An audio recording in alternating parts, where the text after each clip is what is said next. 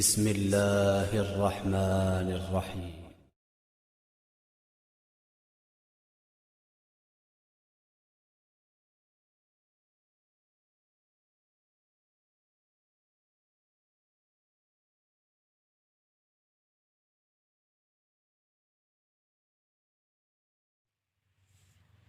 अस्सलामुअलैकुम अज़ीज़ तलबा, आज हम माय इंग्लिश बुक 5 स्टैंडर्ड 5 जमात पंजुम की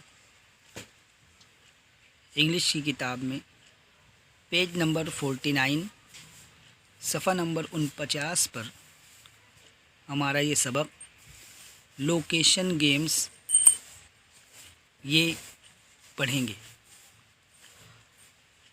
लोकेशन का मतलब होता है मकाम, गेम्स यानी खेल, यानी कि किसी मकाम के बारे में बताना। ये एक किस्म का खेल है जो कि हम अपनी जमात में, क्लास में या घर पर खेल सकते हैं। इसमें लोकेशन गेम्स में यहाँ पर ये नंबर 1 जो हिदायत दी हुई है, लिसन केयरफुली एंड आंसर, गौर से सुनिए और जवाब दीजिए। कि सवाल को सुनना है और उसके मुताबिक हमको जवाब देना है। यहाँ पर देखिए, ये एक जमात का कमरा है, क्लास है, जिस तरह से हमारी क्लास होती है। बच्चे अपने अपने बेंच पर बैठे हुए हैं। क्लास टीचर यहाँ पर मौजूद है और ब्लैक बोर्ड, बेंच, टेबल, तमाम चीज़ें क्लास में जैसी होती हैं वो दिखाई दे रही हैं। अब यहाँ पर देखिए, ये एक बच्ची यहाँ पर बीच में खड़ी है, एक लड़की यहाँ पीछे खड़ी है टीचर के पास। तो ये बच्ची अलग अलग नाम लेकर के बच्चों का, अपनी क्लास के बच्चों का नाम लेकर के उनसे पूछ रही है। ये सवाल कर रही है, वेयर आर यू, आगे डैश डैश दिया हुआ है, यानी वहाँ पर जो है वो किसी भी एक बच्चे का, अपने सहेली का, दोस्त का नाम लेगी तो वो जो है जहाँ पर जिस जगह बैठा है वहाँ से वो जवाब देगा। तो पहले पूछती है वेयर आर यू, जो भी बच्ची का नाम है, नमिता। तो ये पीछे खड़ी हुई है, तो ये कह रही है I am behind on near the black board, I am behind you near the black board, यानी कि मैं तुम्हारे पीछे हूँ ब्लैक बोर्ड के पास। यहाँ पर ये टीचर के पास, ब्लैक बोर्ड के पास खड़ी हुई है। बिहाइंड का मतलब होता है पीछे, ब्लैक बोर्ड तख्ता सिया, और नियर यानी नज़दीक, उसके पास। तो ये कह रही है I am behind you near the black board, मैं तुम्हारे पीछे हूँ ब्लैक बोर्ड के पास। इसी तरह से वो अलग अलग बच्चे जो है उसके सवाल का जवाब दे रहे हैं। वो अलग अलग नाम लेकर के पूछ रही है। सवाल जो है ये ध्यान में रखेंगे, वेयर आर यू, यानी कि तुम कहाँ हो या आप कहाँ हैं। ये सवाल जहन में रखेंगे अच्छी तरह से। वेयर का मतलब होता है कहाँ। अब इस तरफ देखिए, पहली इस लाइन में यहाँ पर ये बच्ची जो बैठी हुई है खिड़की के पास, जब इसका नाम लेकर पूछ रही है तो ये क्या जवाब दे रही है, I am here near the window, कि मैं यहाँ खिड़की के पास, खिड़की के नज़दीक हूँ। विंडो का मतलब होता है खिड़की। हाथ ऊपर करके वो बता रही है और जवाब दे रही है I am here near the window. फिर इसी तरह से आगे इस बेंच पर देखिए पहली लाइन में जब उससे पूछा वेयर आर यू, तो कह रही है here right in front of you, कि यहाँ मैं बिल्कुल तुम्हारे सामने हूँ। हियर का मतलब होता है यहाँ, right in front of you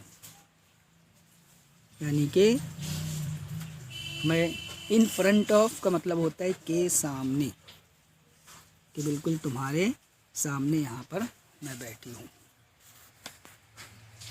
फिर इस तरफ आखिरी लाइन में यहाँ पर देखो ये बच्ची जो है कह रही है, जवाब दे रही है उसका, here on the right of Savita, कि यहाँ मैं सविता के दाएं जानिब हूँ। राइट का मतलब होता है दाएं या सीधा, कि सविता के सीधे हाथ की तरफ, सीधी तरफ बैठी हूँ। फिर इसी तरह से पीछे जो बच्चे बैठे हैं, यहाँ पर देखिए आखिरी लाइन में यहाँ पर ये बच्चा कह रहा है, जब उससे पूछा गया तो कह रहा है I am at the back on the last bench, कि मैं यहाँ पर पीछे आखिरी बेंच पर बैठा हूँ। हाथ ऊपर करके ही बता रहा है I am at the back, back का मतलब होता है पीछे, ऑन द लास्ट बेंच बिल्कुल आखिरी के बेंच पे, लास्ट यानी आखिरी।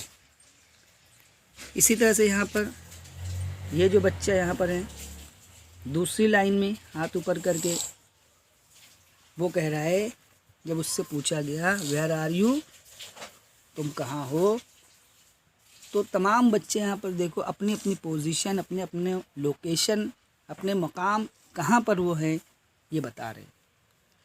तो ये कह रहा है hi I am on the left of Kedar, कि मैं यहाँ केदार के बाएं जानिब बैठा हूँ। लेफ्ट का मतलब होता है बाएं या उल्टा, उल्टी तरफ, इसके केदार के, उसके बाजू में केदार बैठा हुआ है और केदार के लेफ्ट साइड बाएं जानिब यानी उल्टी तरफ ये बैठा हुआ है। फिर यहाँ पर आखिरी में जो दिया हुआ है ये से पूछा गया, तो here second line second bench, ये इस तरह से सेकंड लाइन में यहाँ पर ये बच्ची जो हाथ ऊपर की है, यहाँ पर देखो ये निशान जो बताया जा रहा है कि कौन कह रहा है, ये जो है इस तरह से निशान के ज़रिए से बताया जा रहा है।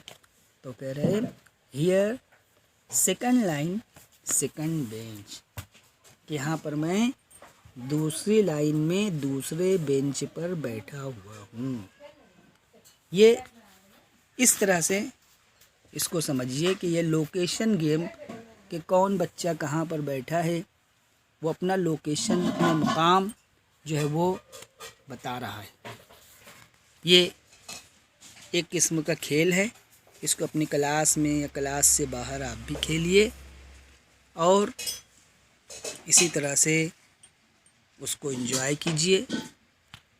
सवाल यही रहेगा कि वेयर आर यू, और आगे जिसको भी पूछना है उसका नाम लीजिए, तो वो अपना मकाम का नाम, कि वो कहाँ पर है, किसके आजू बाजू में है, या उसके आसपास कौन सी चीज़ है, वो उसके ज़रिए से अपने मकाम का पता जो है वो बताएगा। फिर यहाँ पर दूसरी हिदायत जो दी हुई है, play this game outside the classroom, कि ये खेल जमात के बाहर खेलिए। जिस तरह से बताया गया है आप अपने दोस्तों के साथ ये खेल खेलिए।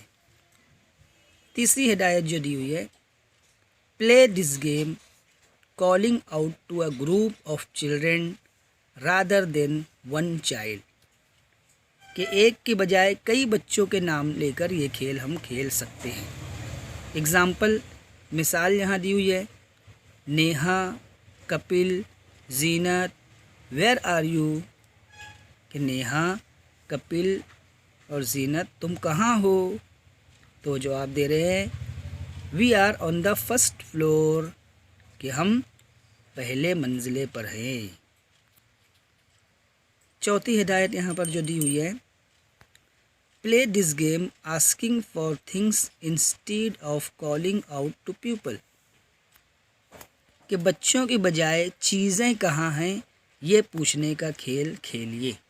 कि जिस तरह से यहाँ पर हमने बच्चों का अलग अलग नाम लेकर के पूछा और उनका लोकेशन मकाम पूछा, उन्होंने बताया, तो हम उसकी जगह पर चीज़ों के बारे में भी पूछ सकते हैं। इस तरह से भी हम खेल सकते हैं। एग्ज़ाम्पल मिसाल यहाँ दी हुई है, वेयर्स नमिता's पेन, कि नमिता का पेन कहाँ है, तो जो है वो जवाब देगी इट्स ऑन हर डेस्क, कि वो डेस्क पर है। तो इस तरह से चीज़ों के बारे में भी हम जो है कह सकते हैं, और इसी तरह से जो है मुख्तलिफ जो है नाम लेकर के बच्चों के और चीज़ों के नाम लेकर के पूछ सकते हैं कि वो चीज़ जो है वो कहाँ पर है। अब यहाँ पर देखो नीचे जो लाइन दी हुई है, यहाँ पर हर सफ़े पर अलग अलग जो है जुमले दिए हुए हैं। तो यहाँ पर बहुत ही अच्छा एक जुमला दिया हुआ है, do not be afraid to speak, के बोलने से, बातचीत करने से हमको डरना नहीं चाहिए। अपने अंदर का जो डर है, खौफ है, बोलने में जो झिझक होती है, क्लास में जवाब देने में या कुछ पूछने में, तो उसको आप निकाल दीजिए। डरिए मत, कि आप जितना पूछेंगे उतना आगे बढ़ेंगे, उतनी आपकी मालूमात में इजाफ़ा होगा, उतना ज़्यादा से ज़्यादा आपको जानकारी होगी। जो पूछता है वही आगे बढ़ता है, ये बात ज़हन में रखिए। आपको अगर कोई बात समझ में नहीं आ रही है तो आप उसको अपने उस्ताद से, अपने टीचर से, अपने दोस्तों से बराबर पूछिए, आपको उसका जवाब ज़रूर मिलेगा। और जितना आप पूछेंगे उतना आगे बढ़ेंगे। ऐसा नहीं कि कोई चीज़ समझ में नहीं आ रही है तो उसे हम छोड़ दें, बल्कि उसको जानना चाहिए और उसको जो है हमको पूछ करके उसको क्लियर करना चाहिए कि इसका क्या मतलब है, ये इसका जो है क्या जो है ये बात जो समझ में नहीं आ रही उसको बराबर अपने उस्ताद से पूछना चाहिए, अपने दोस्तों से शेयर करना चाहिए। इससे हम आगे बढ़ सकते हैं। तो इस खेल को आपने समझ लिया होगा। अब जो है इसी तरह से अपनी क्लास में या घर पर अपने दोस्तों के साथ, अपने भाई बहनों के साथ इस खेल को खेलिए और बिल्कुल डरिए मत, झिझकिए मत। Do not be afraid to speak, बोलने से बिल्कुल झिझकिए और डरिए मत।